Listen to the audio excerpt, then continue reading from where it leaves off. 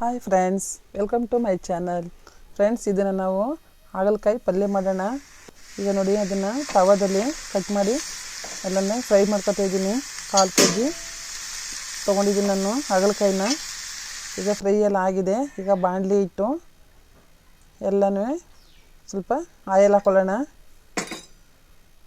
ಈಗ ಫ್ರೈ ಮಾಡಿರೋ ನೋಡಿ ಅದಕ್ಕೆ ಬೇಕಾದ ಪದಾರ್ಥಗಳು: ಟೊಮೆಟೊ, ಈರುಳ್ಳಿ, ಹಾಗಲಕಾಯಿ, ಸಾಸಿವೆ, ಎಣ್ಣೆ, ಕರಿಬೇವು ಸೊಪ್ಪು, ಅಷ್ಟೇ. ಸ್ವಲ್ಪ ಖಾರದ ಪುಡಿ. ನೋಡಿ, ಎಣ್ಣೆಗೆ ಆಯಿಲ್ ಕಾದಿದೆ. ಈಗ ನಾನು ಸಾಸಿವೆ ಮತ್ತು ಜೀರಿಗೆ ಹಾಕ್ತಾಯಿದ್ದೀನಿ. ಜೀರಿಗೆ ಹಾಕಿದ್ರೆ ಅಸಿಡಿಟಿ ಬರೋಲ್ಲ, ಹಾಗಾಗಿ ಡೈಜೆಷನ್ ಪವರ್ ಚೆನ್ನಾಗಿಲ್ಲ ಅಂತ. ಮತ್ತು ಅದಕ್ಕೆ ಈರುಳ್ಳಿ, ಟೊಮೆಟೊ ಹಾಕಿ ಕರಿಬೇವು ಸೊಪ್ಪನ್ನು ಹಾಕಿ ಫ್ರೈ ಮಾಡ್ಕೊಳ್ಳೋಣ. ಅದು ಫ್ರೈ ಆಗ್ತಿದ್ದಂಗೆ ಇವಾಗ ನಾವು ಫ್ರೈ ಮಾಡಿರೋ ಹಾಗಲಕಾಯಿಯನ್ನು ಕೂಡ ಸೇರಿಸ್ಕೊಂಡು ಫ್ರೈ ಮಾಡೋಣ. ಈಗ ಅದಕ್ಕೆ ಸ್ವಲ್ಪ ಫ್ರೈ ಆಗಿದೆ.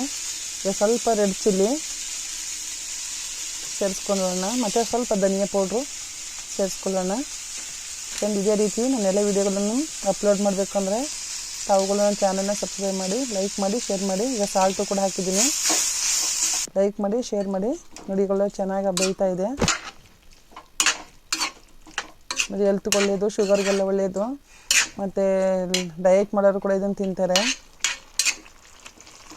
ಇವೆಲ್ಲ ತಿಂದಾಗ ಶುಗರ್ ಇದ್ದಿದ್ರೂ ಕೂಡ ಕಂಟ್ರೋಲ್ ಆಗುತ್ತೆ, ಬರ್ದಂಗೂ ಕೂಡ ಕಂಟ್ರೋಲ್ ಆಗುತ್ತೆ. ಅದರಿಂದ ತಾವುಗಳು ಇದೇ ರೀತಿ ಮಾಡಿಕೊಂಡು ನೀವು ತಿನ್ನಿ, ತುಂಬ ಒಳ್ಳೆಯದು.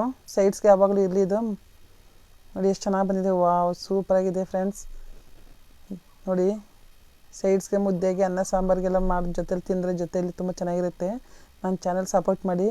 Thank you friends, thank you very much.